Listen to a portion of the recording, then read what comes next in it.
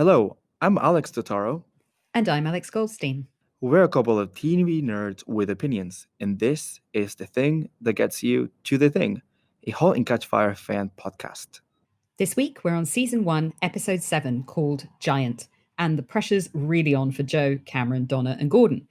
We're also just over the halfway point of this podcast's first season, since we've got today's episode to cover, another 3, and then a wrap-up of season 1. In case you're new to us, here's the deal.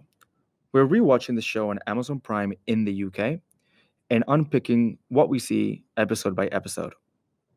We talk about all sorts of things: the plot, character, who's behind the camera, lighting choices, whatever leaps out at us that we find interesting. And don't worry, there are no future spoilers. We only talk about the episode we're on and past ones. Right now, Halt and Catch Fire should be on Netflix in the US and Foxtel in Australia. So wherever you are in the world, we hope that you can find it. It is more than worth the effort if you've not seen it before, and I don't think we need to sell you if you have. Okay then, let's get back to Cardiff, where things are starting to get personal. So we made it to episode 7. We made it to episode 7. Woohoo! I loved this episode. Samesies. And I'm looking at you hoping, okay. Samesies. I absolutely loved this one. So yeah, because in the last few, we've been slightly on the other side of the seesaw from each other, where I liked some of the more kind of like, I guess, conceptual ones, and I think you like the ones with a bit more pace, but this one I think like lands on the perfect balance. I mean, I'm a fan of the conceptual stuff. The problem tended to be that there was a disconnect between some of the other elements, and maybe, like we talked about in the past, there's no movement on certain things and you kind of lost on another.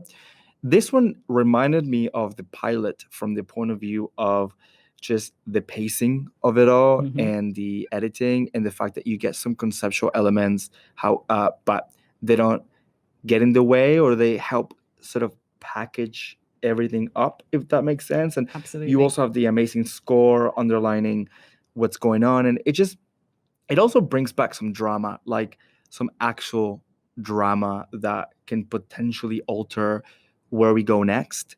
That's sort of what we had with the pilot, where it was setting everything up. And if you guys all remember, we talked about episode 2 being sort of 5 minutes of IBM, and then we're done, and then other little issues come about, but nothing like we're facing at the moment, plus some backstory. So anyway, that's like my quick take on it. Yeah, no, I totally agree. I think we've got personal drama, we've got actually kind of tangible professional drama, because up until now it's the question has been, can they do it? We now know they can do it. Now it's, can they sell it? Can they launch this thing? Like, Gordon has achieved something, Cameron has achieved a lot, but can they actually get the whole thing together into a package that people will actually buy? And interestingly, we've had another change of director. We've got somebody in the writer's seat who has until now been giving story credits. So we've got Jamie Pacino, who's had some story credits before, but now she's actually leading on the writing for this one. And the director is John Amiel.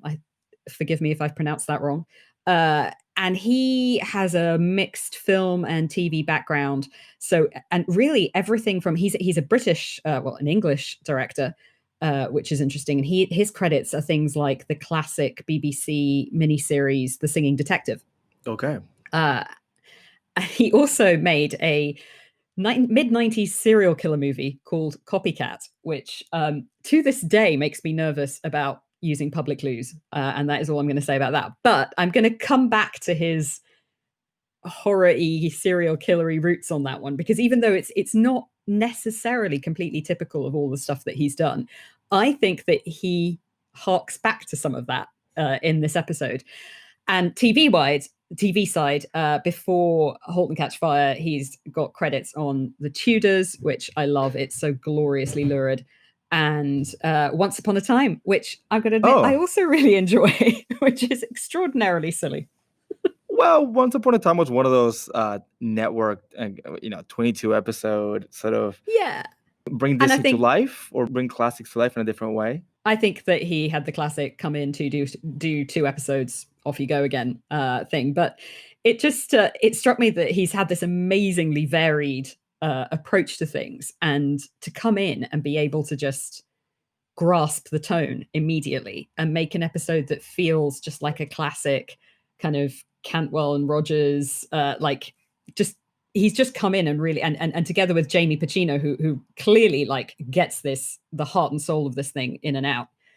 Um, they've really made something that feels like it should be a sort of stamp. That's what a Halt and Catch Fire episode looks like. Yes, absolutely. And actually, it you're right. It feels like this is it. This is a Halt and Catch Fire episode. Like we've learned throughout every episode so far, and we've nailed the pacing, the storylines, the script, and the look and feel. And it's great hearing you talk about who's behind the camera, because it's not the first episode we're getting that is directed by someone that has a mixed background when it comes to television and film.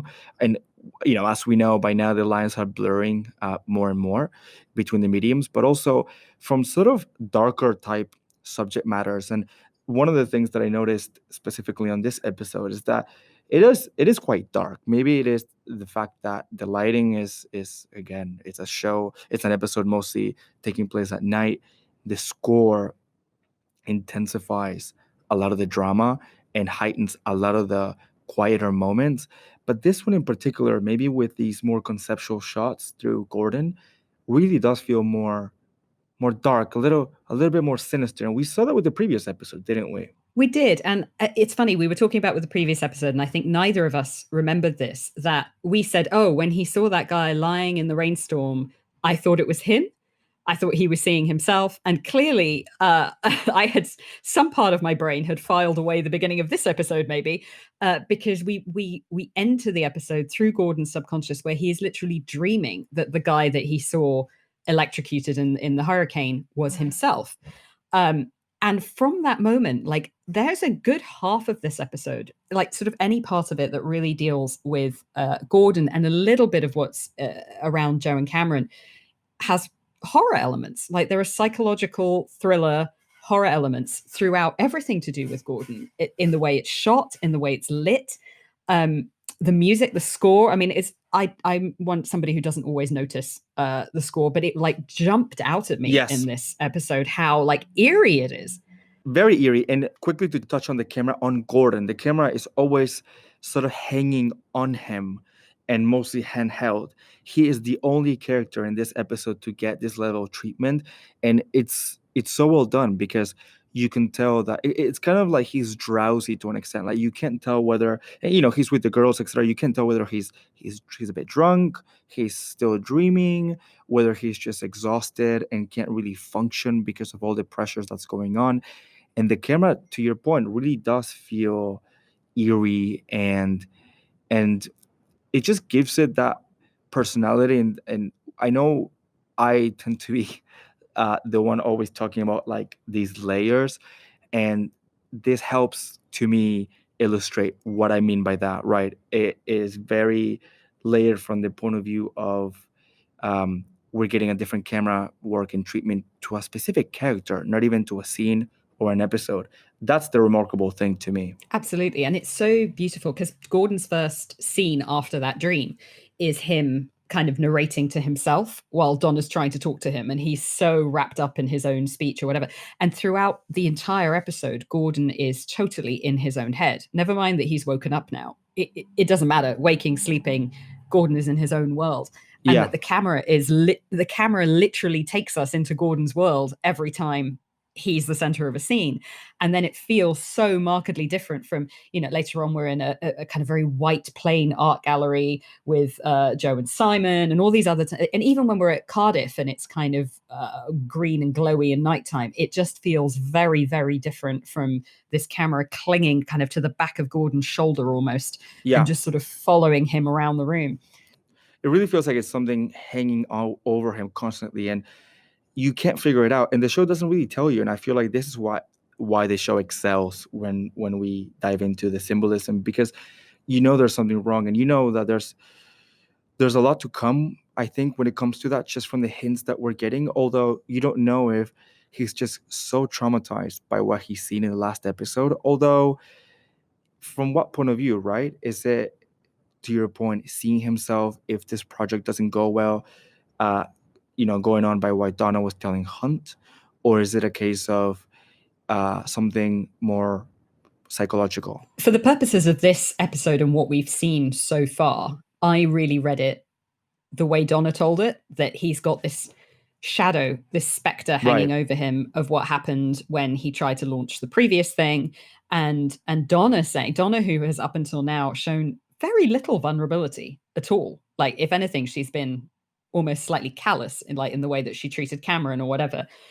And she's had this sort of experience locked in with Joe, but it hasn't really changed her. And if anything, she's just now opening this slightly vulnerable side to Hunt, because he's the first person I think who has actually listened to her in in 7 episodes. Yeah. And you don't know, I mean, like, there's a weird flirty vibe and all the rest of it, but he's actually asking her questions about herself. He's actually asking her about her. He's complimenting her. He's trying to draw her out of herself. And it couldn't be more different than Gordon narrating constantly to himself and ignoring completely everything she's trying to tell him and all the stuff that she's done to make things comfortable and easy for him while she's away for like 48 hours. Yeah, and she's got to hide herself in a way from Gordon, right? You see her in the parallel between in that previous episode of her playing the piano in the garage versus her sort of playing the piano openly, complimented by Hunt and getting tips for it. I mean, night and day. Absolutely. Even the style of music that she's playing is completely different. Like, she kind of moves into this much more kind of jazzy, relaxed vibe, and she's smiling. She's not sitting on her own in a garage tucked away from everyone where no one can hear, playing this rarefied music. She's out in public being like, oh, and she doesn't even need much convincing to go up and do it. Like, it's been so long because she has been effectively mum to 3 kids this entire time because Gordon can't look after himself, and she has been the kind of fulcrum around which the house. Yeah, she can be Susan Fairchild in this one, and she is. Yes. Well, yes. One of the things that I wrote down with a question mark is Donna is being very Donna. Can we say this yet? And the reason I wrote this is because we know that we always talk about how we love the show because it just gets better for this very reason. The writers and everyone involved just really figures out how these characters tick. And this is, I think, Donna at her purest in terms of her vulnerability, the way that she treats Gordon, but also has a little bit more a sense of identity. Ironically, even though she's mimicking the pseudonym that was given by Gordon, actually. So I love that Donna took pride in that and is almost not shying away from it. It's just like, yeah, someone labeled me as this because they wanted to hide my true identity. I'm just gonna roll with it and be me for a bit. Absolutely. And I think where this show is particularly clever is it will take a tried and tested format and then just kind of mess with it a little bit. So I get very tired of the kind of bored housewife story where it's like, oh, she is married and has kids and therefore she must be unfulfilled and half a person. But really, it's not that she's married and has kids and that's what's ruined her life. It's being married to Gordon specifically because he's up until now, he's been awful. And now, like, is he awful? Is he ill? Is he having a breakdown? Is he both? Like what's going on there? And so actually being married to that situation, even if Gordon can't help it, is really difficult. And I don't want to suggest for a minute that if you are married to somebody who has challenges and difficulties, that the thing to do is run off and have an affair with your boss. No, they are a whole person. Your husband's a whole person too, then certainly deserves respect. But Gordon, you can tell. Yeah, even if you look like Donna and your boss looks like Scott Michael Foster. I mean, to be honest, if your boss looks like Scott Michael Foster, don't even apply. No, absolutely not. Not even then. But in Gordon's case, you can just tell he has been just so hard to live with for so long. Yeah. And she's had to do the work of so many people for so long that it takes you into a gray area where you find yourself going, well, maybe I could understand. And that's how clever the show is, that it's not the same as a sort of bored Betty Draper being treated badly by her dreadful husband. And you're just like, well, obviously, I mean, Donna's just the worst. But that seems very flat by comparison, whereas this feels like it has like layers of complication. And when she talks about Gordon to Hunt on the verge of like doing something, where they're flirting with each other, she's still talking about him with this immense like admiration and respect. It's complicated. And I love that they're willing to lean into the complicated and go, it is possible to love someone, it is possible to care about them, to look after them, to worry about them, and also to be like frustrated to the back teeth of them. Well, that scene that scene was interesting because I wasn't. I thought the script there. I thought some of the dialogue was. It felt a little bit off for that because of maybe it was the delivery, but I do think it was more the writing there. But to your point around the sort of bored housewife, it was interesting when they were getting to the hotel and she was just so excited for someone to make the bed, and I said she'd never traveled before, right? But that really played into it because yes, we're being told, look, Donna's never left the house. She's always looked after the girls. She's always looked after Gordon. She doesn't know what fancy is, even though clearly she's sampled some of it through her parents' wealth and has chosen to go down this path, which again, we're not suggesting is uh, less than by any stretch of the imagination, because they've got a sweet setup as well. But it was just her being able to break out of that bubble, both in terms of her environment and her audience, right? I mean, when she stands up to that boardroom full of men and is able to just blurt it out, she I really like her because she gets very mechanical and passionate when she is talking about the shit that she knows. And we previously saw this in episode 4 when she's talking about her um, dissertation, when she with the magnetic strips and all the stuff that I can't pretend to understand when all the tapes get erased, but with all the discs were seemingly wiped. So she is basically in her element, and I think the writers really understand that her breaking out into her element has to be done like this, has to be out of Gordon's eyesight, and he doesn't see her either, right? That's sort of the other sad truth He to it. doesn't. And the funny thing about it is, in that moment when she blurts it out and she sort of surprises herself with that honesty, Yeah, the person that she resembles most in the show is Gordon. Because it's that, she, like Gordon, treads that line of trying to play the game up until they hit a wall and they can't, right? So Cameron never tries, and Joe is all game. So Cameron will just blurt out everything on the surface without like even worrying about it. Joe will be considered and will think about how to pull the levers, and he only yeah, explodes when something really methodical. hits a soft part of him, right? Whereas Donna and Gordon both do a thing where they sort of try to be strategic up until the point where it bashes into a principle, and then they're just like, no, no, not doing that. I mean, Gordon in this episode is particularly like he's not even trying anymore. He's just being a toddler when Simon's introduced, and we'll come on to that. But often when Gordon's in meetings, you have that thing of him like trying to be super professional and then blurting out something stupid, like he did with the Japanese businessman or whatever. Like he kind of hits that point. But when Gordon goes into self-destruct, Donna, like they're like a seesaw. She just goes off into space. Like she suddenly becomes the best version of herself. And I find it really fascinating. In that little moment, the way that she said that, I thought, well, now I understand why they got married. I can see the little common thread where, where their passions intersect and how they are about their work. Because Gordon is clearly like work first, everything else second. And Donna, up until now, has not had the luxury of putting work first. And now she's in a completely work focused environment. It turns out she's every bit as passionate and focused as Gordon is, and kind of expresses herself in a really similar way to him. And I love that. I love that little thread of commonality, because sometimes you can get to the point where characters are very different. You're like, remind me why these guys would have got married in the first place. But Yeah, you get to see those glimpses.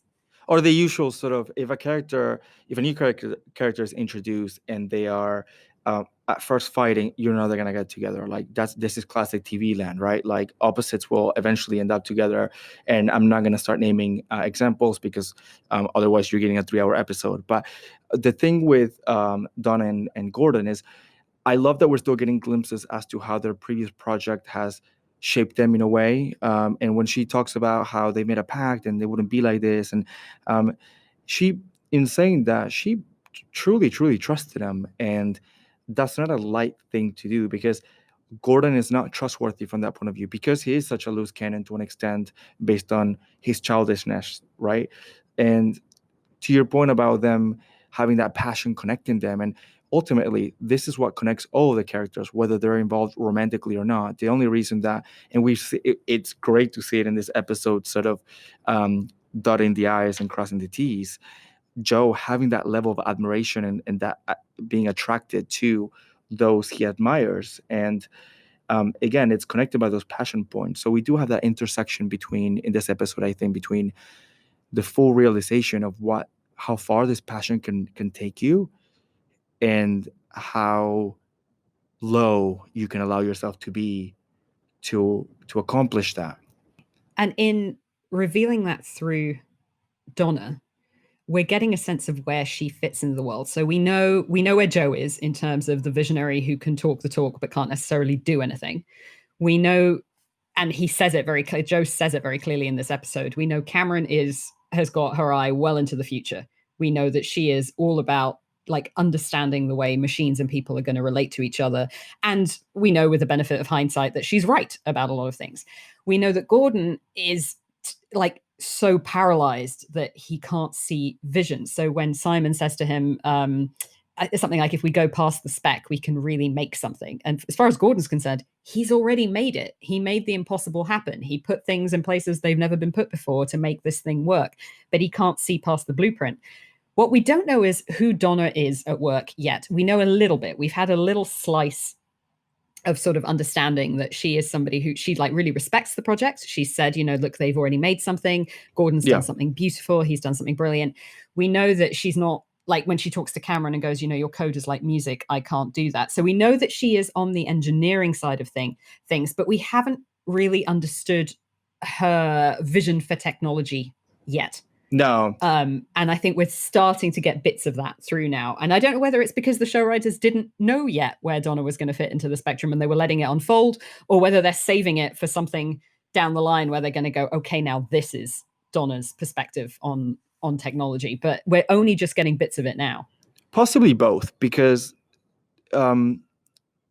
the way I see it, based on particularly this episode and that vulnerability that we talk about, is her saying, we made this pact, we made this sort of arrangement, I believe in you. I think she had gone along with it from a point of view of maybe even saving her marriage by allowing Gordon to live out this one last try. And so her involvement has always been enabling Gordon to play with that, to play in that space more than anything else. Now, I think as she gets involved in the technological side, there is a lot more scope and opportunity for her to sort of continue with that. One thing that did surprise me on this episode was them deciding to pull out of the PC business through this move based on Donna's sort of observation of the gain, basically, versus what they were spending patching this machine up. Now, do we think she did this on purpose? I have questions about that because that just felt way too easy. I'm like, well, we also don't know whether they were a competitor in the first place. That was always odd to me from day one, in terms of we've been talking about whether this leads up to an affair or not, and we sort of have an answer now. But I'm sort of also wondering whether it leads up to something else to do with work, because Hunt's been asking her about work. He asked her a bit about whether she helped with the project.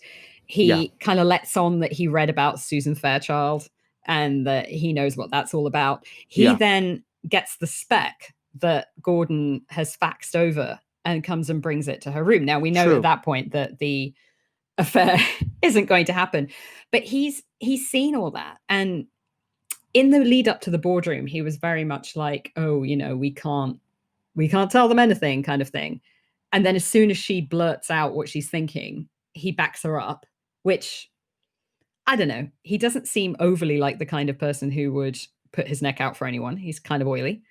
Well, I would have expected him to first resist that and be like, Donna, you can't do that. And then they get a reaction and say, no, I was wrong. Like he's done in the past, right? So now I'm like, what is he actually playing at? Because he was flirting, but he is also asking about work. And there's this like weirdly big grandstanding boardroom moment that felt a little bit Dallasy.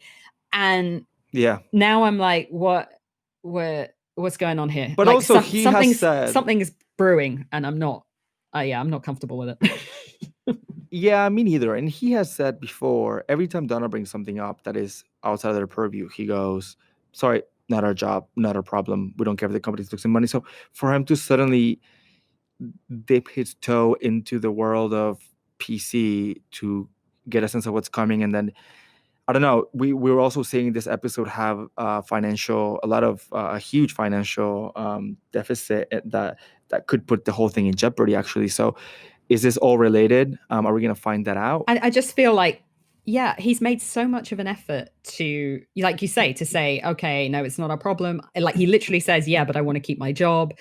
And then to suddenly ride to her rescue, flirt with her, convince her to play the piano. And by the way, he didn't ask her if she played the piano. He just said, oh, you should play, which was a lovely bit of history building to go, oh, God, these guys have known each other for a long time. And Well, he since knows high that she school, right? plays. Yeah, and he knows that she plays, and it's a lot more subtle than it was the first time we met him when they kind of built out all the history with Yeah. the foreign wife bit. Yeah. And then having done all that, when she kisses him, he reacts as if it's the oddest thing like she could have done. It's like, oh, it happens, but most people don't act on it. And I literally just wrote down in my notes at this point, I hate this man. I love Scott Michael Foster. I hate this guy. And in capital letters, I have written, he is not Nathaniel.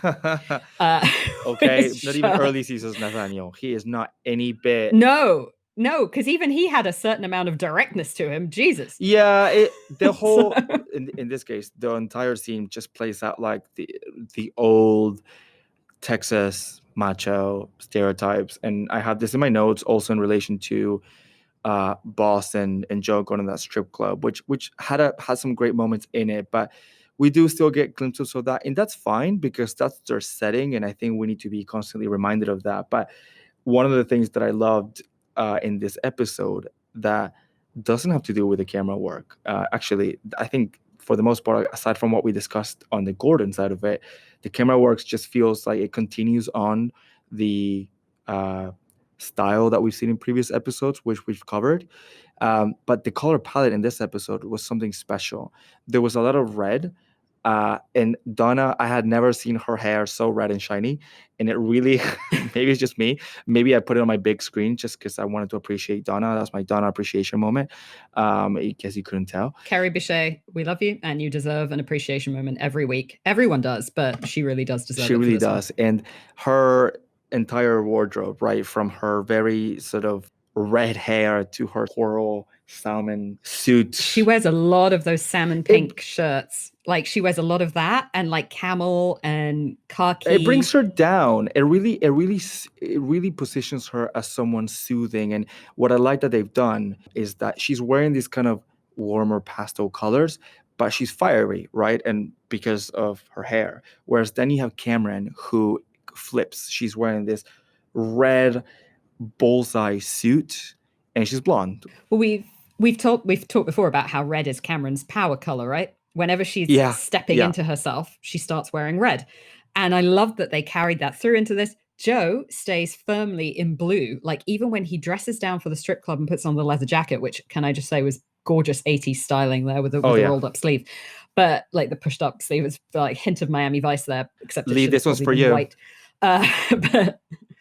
But like he's still in a blue work shirt rather, and he's still wearing, at the beginning he's still wearing the blue suit and tie, and like he, despite the fact that he sort of opened up the collar of his shirt in the last episode, he can't let it go. He's got his kind of costume. Gordon is always in basically earth tones. He always looks like he's crawled out of a hedge, bless him, but he is always in like super muted, like hospital corridor colors. It looks like a yellow folder from like a filing cabinet. And his whole crew looks like that as well. Gordon is like, yeah, you're exactly right. They look like just like a row of manila files. Yeah.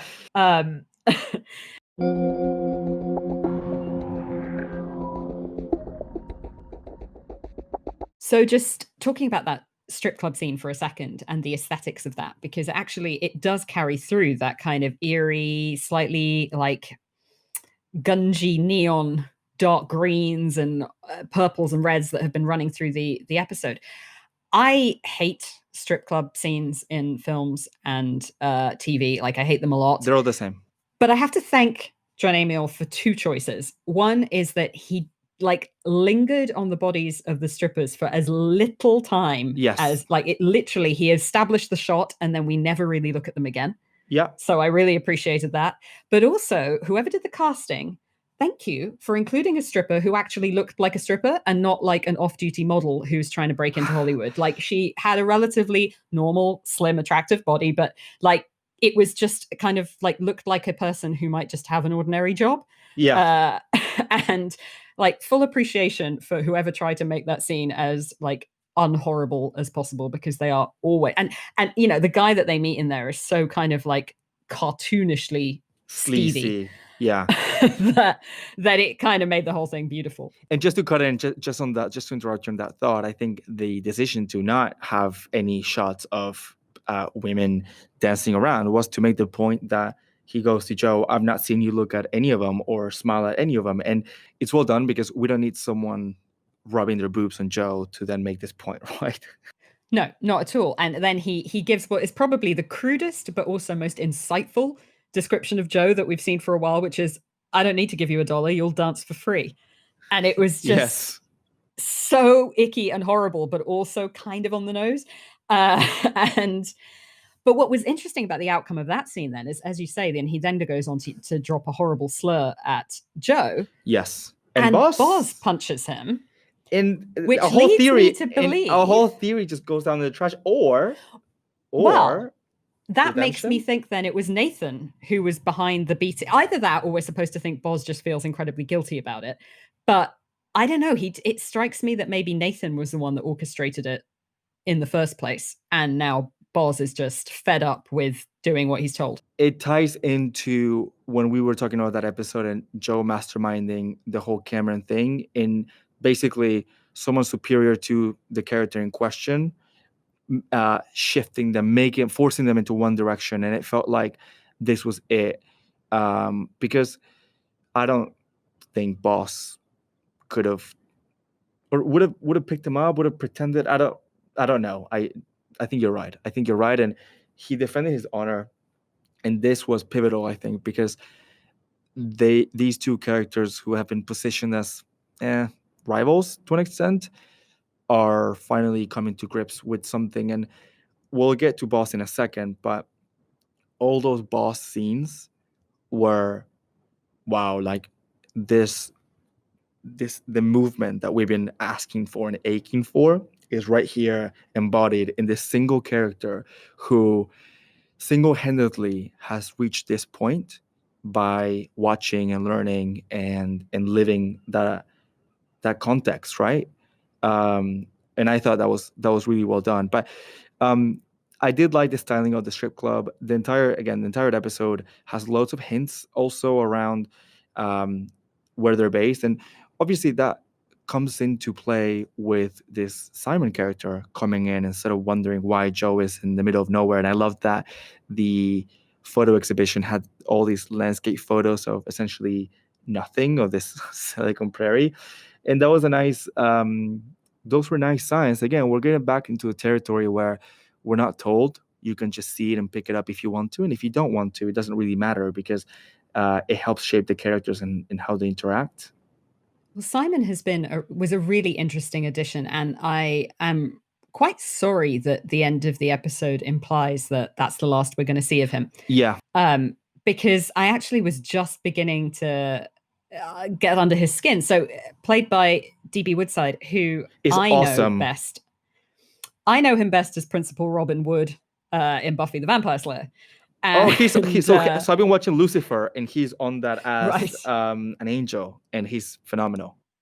Fascinating. So he was the son of the Slayer that dukes it out with Spike in one of in season 6 or 7, I forget, and ultimately has a relationship with both Buffy and Faith. So full marks to Robin Wood, who really picks excellent women, because Faith is a very good choice. Charisma. You can't go wrong with charisma.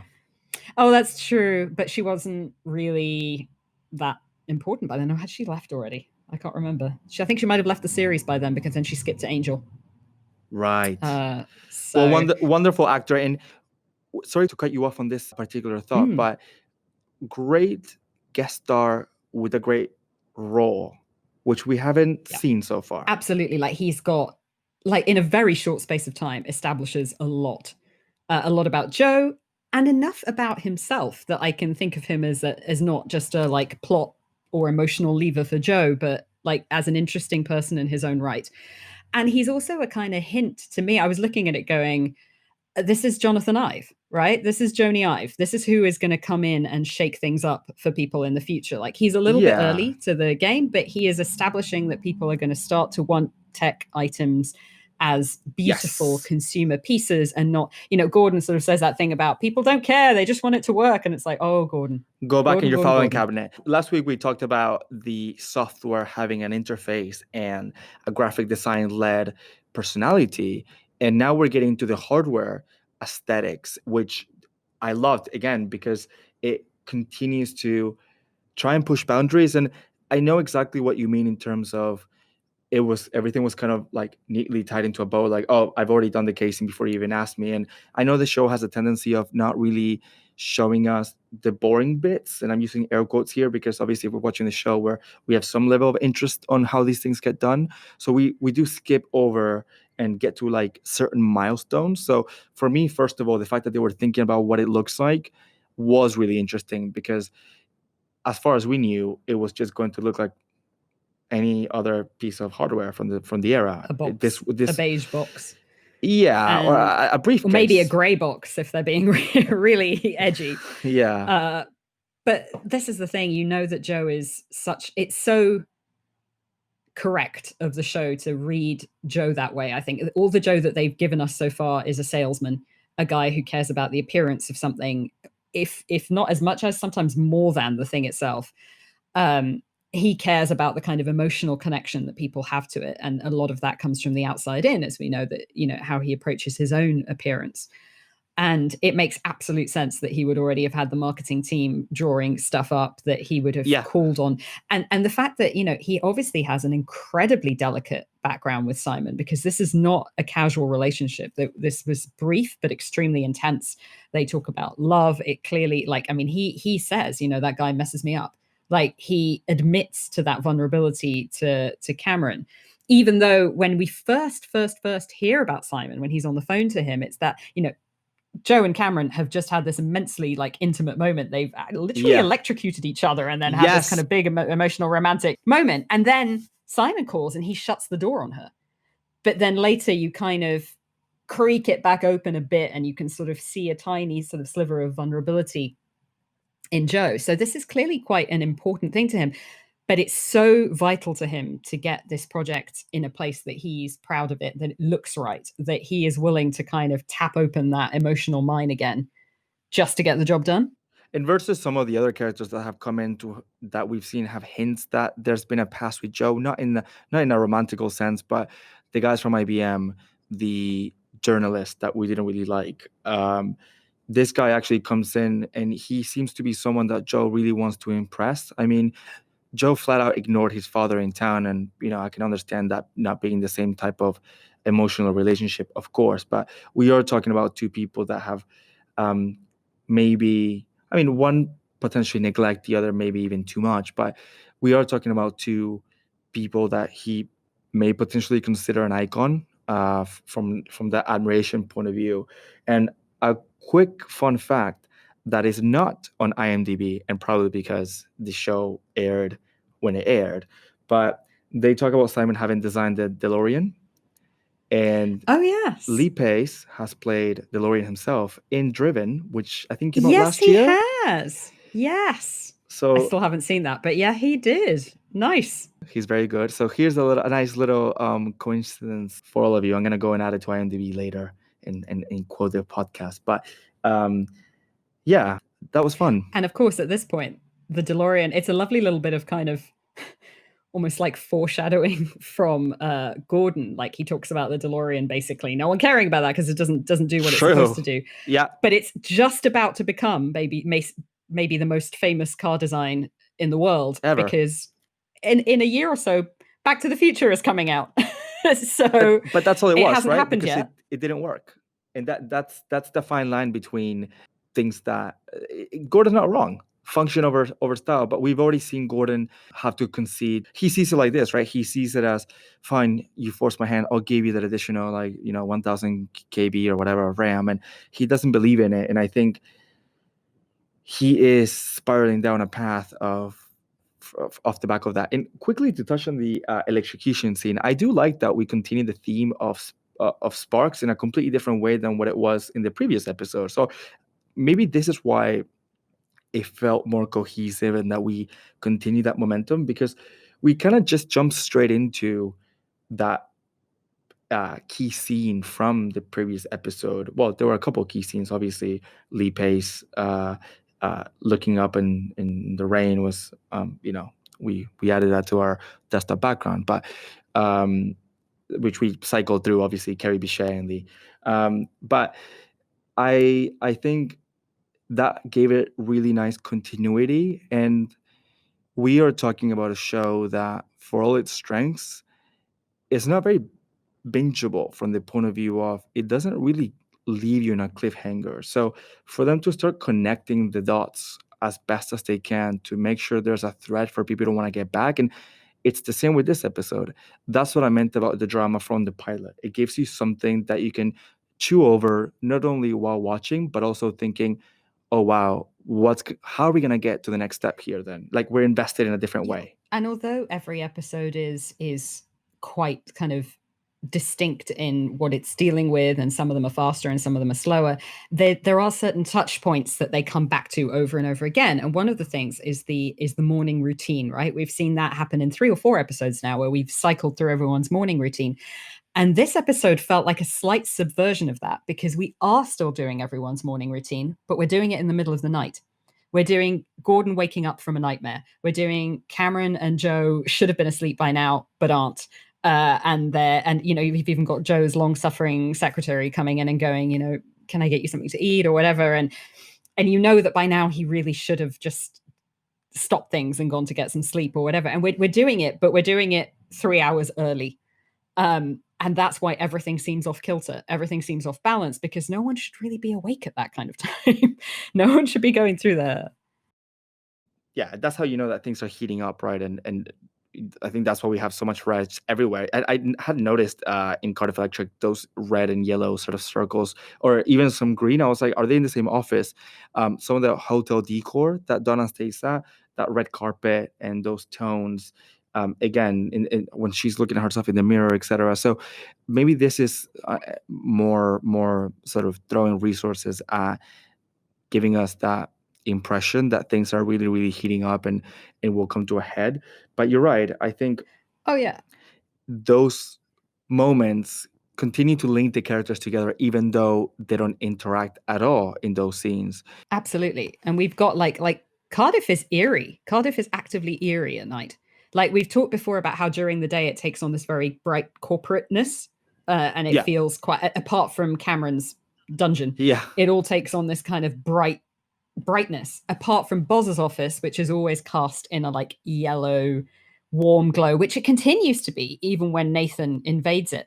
But in the room where Joe and Cameron are working, and then ultimately not working, it takes on Cameron's lighting. It takes on that green basementy glow, and it's like she staked her claim to this part, and Joe is in her world, not the other way around. And then when he goes back out into the office to take Simon's call, the light all comes up. It all goes to that more corporate, like floodlit, fluorescent lighting feel again. And they're getting very good, and I think they were very clever in the way that they decided when this episode was going to take place, because having it take place at night or early in the morning means that you don't need Yo-Yo or some of the other guys to interact with whatever is going on. Yes, you see Gordon and his team of Dungeons and Dragons mates, but that's it, right? You just get to the key people in key moments. And I feel like as long as they tactically use those moments to avoid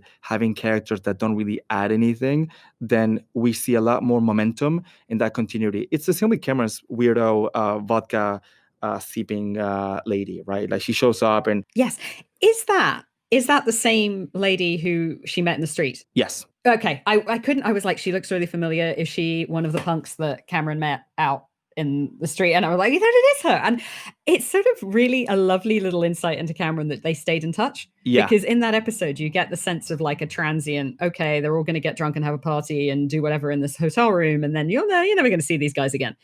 But actually, she's made a friend. Cameron is capable of making a friend. And yes, she abused her slightly. You just got me here for the ride. And it was like, yeah, a bit, but you're going to get free drinks out of it. So, Yeah. It's really quite sweet. And also, yes, she obviously asked this woman for a ride, but it also feels a little bit like Cameron needs backup. Like she senses that whatever she gets out of Simon, it's not necessarily going to be that pretty. And here is where I have to have my Mackenzie Davis appreciation moment, because Yeah, bring it on. that shot where Simon explains his past feelings about Joe. Oh my God. And reveals how difficult a person Joe is to love. The camera stays on Cameron's face. Yes.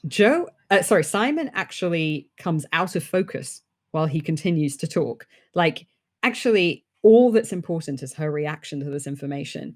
And she just plays it so beautifully, because she is clearly devastated, but she neither under nor oversells it. She just, like, you just watch the tiniest shifts of expression, and it's utterly heartbreaking. So big Mackenzie Davis moment this week. I see your big Mackenzie Davis moment, and I doubled that with the end of the episode when she's in the car, because it is exactly the same level, but almost more, because she's thinking something. And I love that scene actually when Joe comes running back, because it didn't feel cliched. It didn't, to me anyway, it didn't feel like predictable. You honestly thought she was going to drive away, because you were like, right, these two are off in the dark there. Clearly they're having a moment, and clearly they have a bond that is not penetrable by someone like Cameron. But actually, we, in this episode, get the other way around that goes against what we predict. And I mean that about Joe in that circumstance, and I mean it about Donna kissing Hunt, which I was not expecting, and I didn't remember. No, I didn't. No, and I didn't remember it either. I thought it was going to be the lift. Yeah, I thought it was going to be on the lift, and I thought he was going to do it, even though it looked like he was going to do it. He's a tease. But yeah, I didn't remember that, and I thought, And in that whole scene with Simon, with the revelation that we can go on to talk about in a minute, but that whole scene when he leaves the cab and the camera stays with Cameron, and you see that through the back window, yes. And then you come to the two of them, and you see Cameron in the back window from them, and it's continuing that whole over the shoulder shooting that we've had going on through the whole episode, but it really like doubles down on being able to use over the shoulder and this framing device at the same time. And then when he runs after the taxi, I was like, I honestly thought it was going to continue speeding up and away, and we were just going to see Joe standing there, kind of having been left behind by Cameron, who is like Joe. She runs away from things that she can't unpick. She does it a bit more dramatically than he does, but we know he obviously set something up at IBM. Something happened. And then when he actually catches up and comes in, and then they have that devastating little exchange where she sort of says, "Are you getting bored of me?" And his answer is the extremely unreassuring, "I don't know." And yet somehow that brings them closer together than if he tried to reassure her.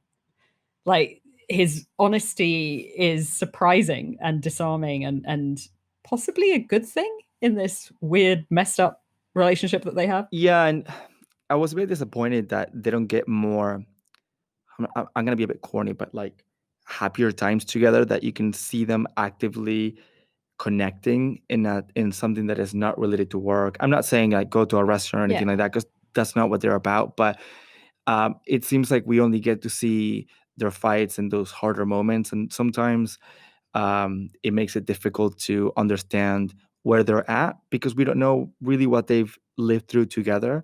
Although this scene proved to be a great way of showcasing that, because that gesture of Joe sort of coming back to her, and actually the gesture that he had with Simon also says a lot about him. Like, he got off the car and was willing to hear him out and face him and say, "Sorry, but what we had it's in the past." And yeah, you do get the sense that is the same going to happen with Cameron because history repeats, or is she different? And this is the first time that he's actually admitted that she is the future and that she is brilliant. And that's not a light thing to take when it comes to, from someone like Joe, I think.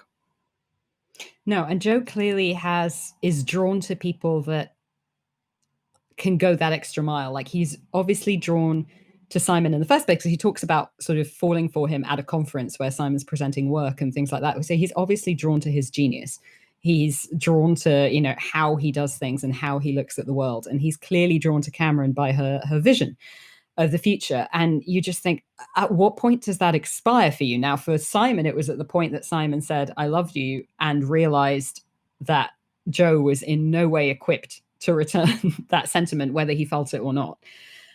For Cameron, it might be something different because I find it harder to imagine Cameron saying, I love you as freely as someone like Simon, who, like, it's funny because through the whole episode, Simon's been angry and guarded, but actually he is the most honest of everyone quickly. Like, Yeah. Joe becomes honest, but you have to beat it out of him. Whereas Simon, like, the minute that he's remotely pressed, he will just tell you exactly what he feels and what he thinks. The one thing that I thought was a little bit of a shame, and I understand that this was about rooting it in place and time. And on the one hand, we have a bisexual character like Joe in the 80s. It's almost impossible to avoid the fact that AIDS is going to be a massive topic of conversation. Like, you can't ignore what was going on at the time. As it is, politicians ignored what was going on at the time to the detriment of huge numbers of gay men. Sounds familiar. Yeah. And there's that. So from that point of view, when Simon says, I'm sick, and never explains what he's sick with, but you know, because you filled in the historical detail in your head, I just thought it was a real, I get a bit tired of gay characters in shows being put through the kind of emotional ringer. There's a whole trope about kind of just killing off characters to create more misery for other gay characters. And the fact that he's the first black character of note, that's true. Also feels wasteful. And I think it's just that I get this feeling we're not going to see him again. And I'm sad because he made a really big impression in a short space of time. And I wanted to get under his skin a little bit more. And I get that. And I think it is wasteful to throw away such a great character. But I also think the reason he was such a great character is because he wasn't introduced like a love triangle. It was never going to be that. If he would have come back into play, it might have turned into something like that, or actually maybe the writers are forcing Joe's sexuality to an extent in terms of, are you going towards the man or the woman here, or what's it going to take for you? But it would have been great to see him maybe in an arc, maybe 2 or 3 episodes, where he goes through the process of building the thing that he's building, that he's already built. But I also understand that the writers brought him in to do that one job, and he accomplished that. Now, that doesn't take away from all the points that you're making around his race and his sexuality and his history. But yeah, it's a tricky one, isn't it? It's like, how do we get characters that stick around, that really offer something? But the episode did well also in how it revealed some of the past, way better than some previous episodes. Again, the entire IBM thing, the entire father thing. We're talking, I've written down, boss is married.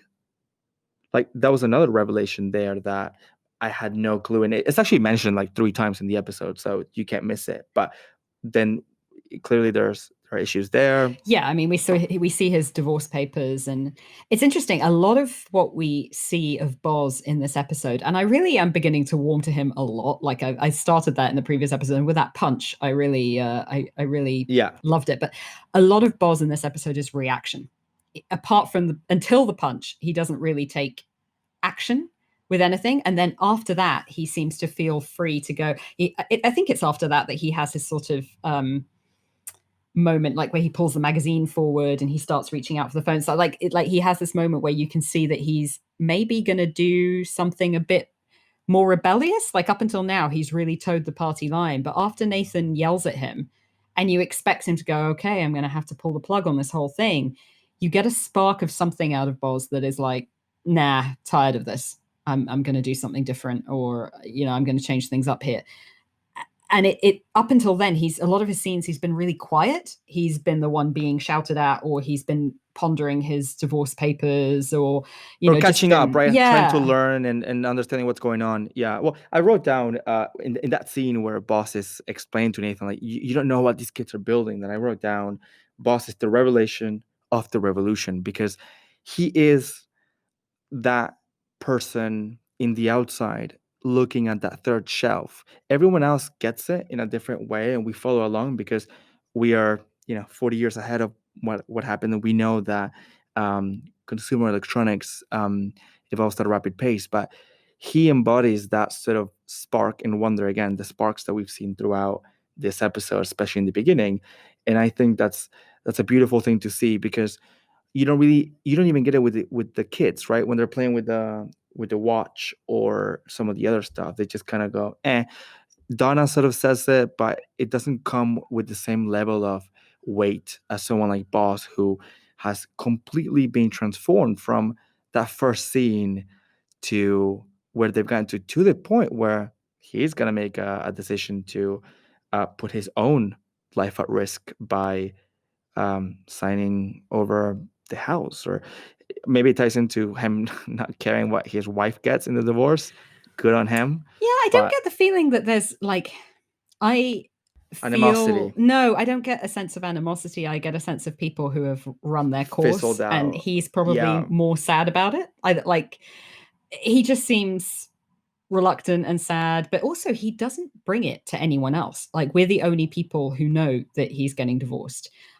Nathan says, go home to your wife, and it's slightly ambiguous. You don't know whether what he means is go and patch up your marriage and he knows, or whether Boz just hasn't told him. And he doesn't, like, Joe interrupts him while he's looking at stuff. I think it's Joe or Gordon, I can't remember which, but somebody interrupts him while he's looking at stuff, and he just kind of puts it down and moves on from the divorce papers. And he really keeps it under his hat. And it's that little reminder that there's more going on in Boz than is on the surface. And you just want them to unpack that. You want Boz to eventually have the Boz episode. And it feels like it's coming, yeah, right? Yeah. It feels like we're finally getting there. He's earning it, and the show is earning it. And yeah, I'm excited for whatever's coming down the line with Boz, because he's bought in now, like the hardest man in the world to sell, because he's a technological dinosaur and his processes are really old school and pick up the phone sales guy. Like, he's got reputation to protect. His private life is falling apart. Like, he should be the hardest sell of all with this project. But he's finally, and he's obviously suspicious of Joe as well. Like, there's clearly like mixed feelings about Joe there. So, and Nathan, this episode really showed me, because this is probably the most screen time we get from him, and I don't like him as an actor or a character. I just find him to be really flat. And when he goes, well, when you run out of money, the project is out, and it's like, really, the CEO of a company thinking that just waste the money and then shut it down and make it, as heartless as that is as well, it doesn't really make a lot of sense. No, I wasn't sure whether that was supposed to show us that he was more of a lucky businessman than a shrewd one. That if it was more about like, oh, he just happened to hit the right thing at the right moment, he hasn't really run into any difficulties, so he's not really a good businessman, he's just a lucky one. Yeah, he's kind of vision, and it must have been that sort of we struck, we got oil to keep it with Texas. Yeah.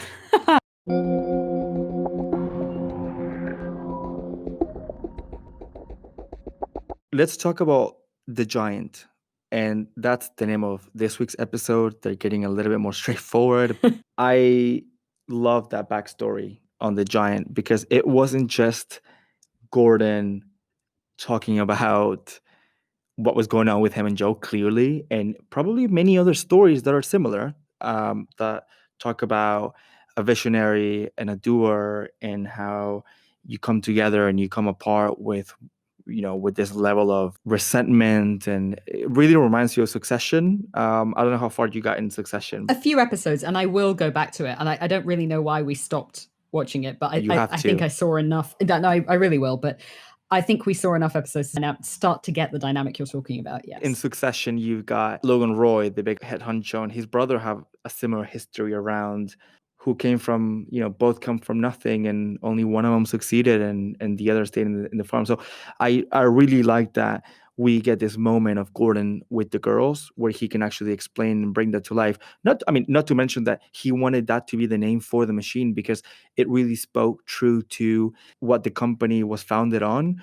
Whether that's good or bad, right? It's good from a point of view of there was innovation there, but bad from a point of view of bad soil, to continue the agriculture references. It's funny because when he first blurts the name out, he's doing it to insult the machine, to talk about how big it is, almost. And then the story kind of eases out of him, and that he casts Joe as P.T. Barnum, not as a visionary, but as a salesman, as a person who is best remembered for exploiting people, and for creating situations where creating, and I use this word not about the people themselves, but about the way that they were received, creating basically a freak show, which is a terrible way to use people, and that he casts Joe as less of a sort of what will become a Jobsian visionary and more of a kind of circus showman is really a very interesting take on where Joe's, because at the very beginning from the very beginning he's been really quite adoring of Joe, like certainly arguing with him, but always fascinated by him, and it's starting to take a really like a creepy, sinister turn now. And this episode really heightens that again with the score and the lighting and what's at stake both personally and professionally. What do you want to call the computer? The contrail? Contrail? The contrail. So basically the stuff that comes out the back of a plane. The vapors that come out the back of the plane. I did love that Gordon brought that up in such a cool way. And another tone for the episode, not just with Gordon, is that everyone kind of spoke up and was very loud to an extent. Maybe that had something to do with the episode just being more dramatic. Like everyone had a moment where they were just yelling at someone else, whether it was Cameron, whether it was actually not so much Joe, but yeah, Gordon just could not help himself, and he just also couldn't find the words to articulate anything. It was like peak Gordon child, and the way that he plays with the girls was actually quite scary because it felt like he was losing it. I don't know. The sinister bit about naming it giant, knowing the history, is also very dark. Like the whole of that, the way it unfolds with the girls, from when he cuts his hand, and the blood drips into the sink, like really horror movie-ish, kind of like straight into the stainless steel of the sink. And then when he's talking to the girls, but the whole time the camera, like, it does touch on the girl's reaction a little bit, but mostly it stays centered on his face and on the reflections in his glasses. Like, he's not really seeing them. He's just seeing himself. And from the beginning, he's been talking into the mirror and ignoring what Donna was saying. And then at the staff meeting, he's sitting on one side of the table, everyone else is grouped around the other side. The meeting with Simon, he doesn't even really look at Simon. He just blurts out stuff. And he's sitting, again, as far away as possible from Simon, facing kind of forward in such a way that he's not looking at Joe. He's not really engaging with anyone. And then even when he's looking after his daughters, like he throws away what Donna's made for them to eat, just to make his point that, he's not gonna run to anyone else's, he's not gonna dance to anyone else's tune now. But then they're helping him with the sink, and again, he's not really engaging with them. They're props. And that was quite funny because I remember writing down, look, there is nothing more unrealistic than telling two young children to go get into their PJs and they both do it without an argument. But it sort of underscored the fact that they are props in the scene. They're props for his story. And then when they go out and start digging, and he comes out to join them, the torchlight lights him up from underneath. Yes. And it really reminded me of like when you tell scary stories around a campfire, yeah, right? Yeah. So it had that kind of look of Are you afraid of the dark? Yeah, God, remember that? And the whole of Gordon's last sort of 10 minutes in that episode just get increasingly horror movie-esque. And this is where I wondered if it was like, harking back to Copycat, because then you've got Donna coming through the garden to find him, and he is in what looks exactly like a grave.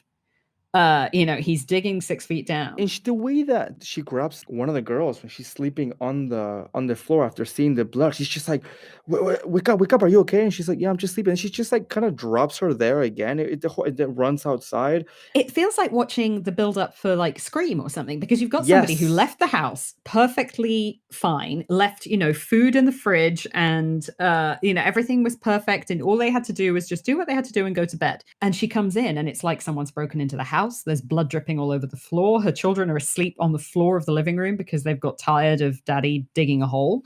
And actually that moment where she went, "Oh, go back to sleep," and I was like, oh, I think the only thing that justifies Yeah, her just going, throw it "Yeah, on go the back to sleep on floor. the floor," is the fact that she's terrified about what's happened to Gordon. And I like that the whole kiss scene led up to this, because if we didn't have Donna coming in to have this moment, we wouldn't really get that sense of horror film. And the camera inside of that hole that they're digging with where you can barely see Donna because of how far low it is, how deep he's dug. And all the light is concentrated in that pit.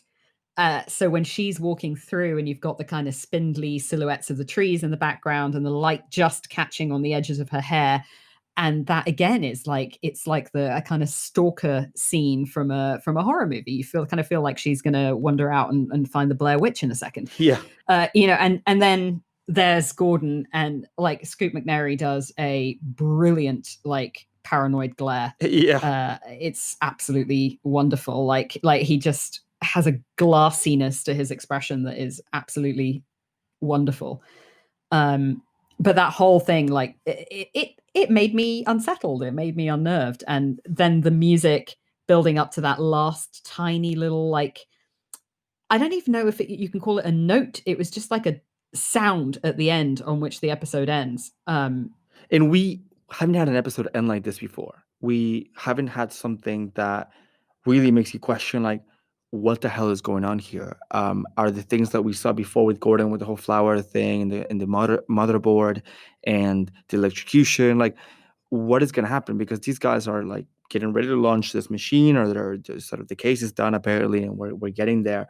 Um, it also left me really unsettled. Again, I think the score was done brilliantly, and I like that they really play with it a lot, and we've seen it be quite nostalgic and intense. Like, we get a lot of great songs on here as well, actually.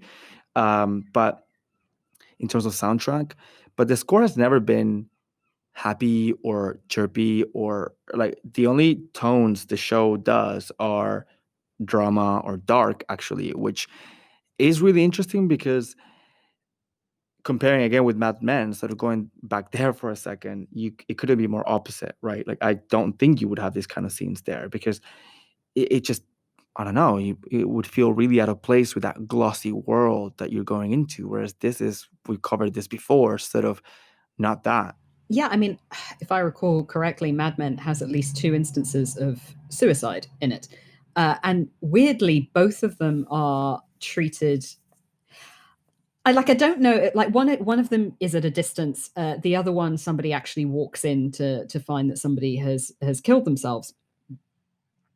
But it happens during the day in an office, and you don't get, like, it's really sad, but you don't get this eeriness. You don't get this sort of, it's more kind of like the sad inevitable than the what the hell is going on here.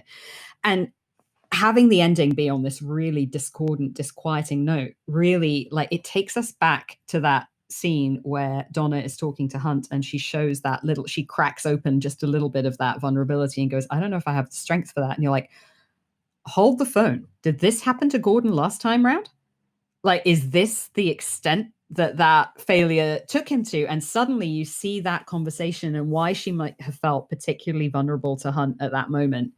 You see it all much more clearly, and you also understand the importance of the deal that she struck with him and why she struck that deal with him. So what that scene really, really reminded me of is The West Wing. So there's a bit in The West Wing where, the big revelation about the president, and sorry, spoilers ahead for The West Wing, but guys, it was on like 20 years ago. You're just going to have to catch up now. Yeah, the big revelation in the early season is that the president has MS. and that they have kept this from the American public in order for him to run for president. And then later on, when he says that he's going to run for re-election, his wife, the first lady, is furious with him because, as she says, and the line is, "We had a deal, Jed." And she kind of yells it at him because she knows that he's going to get more ill. She knows that the story is going to break. And, she agreed to it because she felt like they could manage it for the 4 years, but 8 years suddenly seems like a much, much bigger, and all the pressures of a re-election campaign suddenly seem like a much bigger undertaking. And it feels like Donna is absolutely mapping the First Lady's arc here. And it just for a second, it's that, oh, okay, so you were willing to do it once, but then when you saw the cost, when you saw what it would, take from you to do this again, you had said, never again, we're not going to do it. We have a deal. You're going to commit yourself to your family instead. And now that we see what can happen to Gordon, where the really dark places his mind can take him to, and the fact that, theoretically he put his kids in danger because, okay, they didn't get up to anything much, but they were in the house by themselves. They could have done anything. He cut himself. He left tools out. Well, there are electricity references all over the place. For all we know, there's a loose wire somewhere, right? Absolutely. Oh God, you're so right. That, like, exactly that. It's like all these sparks and things, and the tap dripping. Yeah, and he's making them do stuff. Like he's making them, like he's helping them cook. He's like, "Are you tough? Like, don't let your sister talk to you like that." And there's a lot of him projecting issues that he's got with himself. But yeah, when they're under the sink, I'm kind of wondering. Like, it's interesting hearing you said about the Donna walking in scene and that feeling like a horror movie, because it certainly did. But also, there was something in her face where she knew she had to go back, because not because of what she did, but she knows that she can't leave him alone. He is unreliable, he is unstable, and it's kind of it's interesting that she didn't really see the signs up until now, but I guess why would she? He's been either drunk or at work. And I think she kind of felt like the project was over now, right? Everything she said has been like, Gordon has done a thing. He's done a thing and it's beautiful. He made the impossible happen. He's done it now. Yeah. Yeah. And it's almost like in this scene, she has to tackle the fact that he hasn't done it. He's still doing it. And it's taking more out of him than maybe he has left to give. Is she gonna do something about it towards Joe for pushing him that way, or someone else? Who is she gonna take it out on? Because one of the things that I noticed for Donna, and let's discuss here, is that she feels like the only one that's properly sort of thriving, and I say that because of the scene that she's had with the boardroom and the fact that she can be herself and really stepping up to the plate, not just because Hunt told her to, but rather she feels like she's earned that keep in a way. But is this going to, now that she's in this state of being bolder, but also seeing what it's doing to her husband and potentially her family, what's she going to do? Right? Is she going to step up to the plate and start questioning whether they should move forward? Is there going to be a case where she tells Hunt, like, actually buy them out? They need money. Let's take it away from Gordon. Like, what's going to happen? Absolutely. And like, Donna is the one who's always seems on the cusp of something. Like she's about to do something, and then Gordon usually, but something will happen to cut her off from that. So she comes in to help Cameron, and then it's a one-off, and she doesn't come back, or whatever it is. So like, I'm all about seeing what Donna does next now. Obviously, I want to know like where Gordon is going to net out here, because like genuinely by the end you feel a sense of concern for this guy, because like he may have been irritating, he may have been many things, he may have been a big like loser, but obviously now it's gone to a whole other level of this guy's actually maybe not that well, and needs some looking after and needs some help. And so you move from kind of Joe style contempt to a Donna style, oh my God, are you okay? And I'm really curious to see what that does for his character in relation to the work, but and Joe, but also in relation to his wife, who we know now is susceptible to distraction, is trying to find fulfillment in a bunch of different ways and kind of running up against brick walls, and their relationship is can only get more interesting from here. Yeah, and mind you, we don't know if at this stage, again, the creators knew whether they were getting a season two. So it makes the rest of the three episodes that we have left seem really unpredictable. I kind of wish this episode would have aired sooner down the line, even though it's sort of being built up to it, just because it's such a great episode that I think really could have recaptured a lot of people that maybe dropped off. But we got 4 seasons of the show. I'm not complaining. One last bit of fun fact, fun trivia for all of you listening is that the first patented portable computer was called the small one. Huh. So does that tell us anything about whether something like Giant is going to flop? Well, that's or the other thing. It's like, what are we playing with? wasn't that the whole model for this thing? Was that it was going to be twice as fast and half the weight? Like, because they even talk about restructuring it so it takes it a shade over 15 pounds or whatever. Like 15 pounds is insanely heavy, but at the time would have been nothing for that kind of computing power.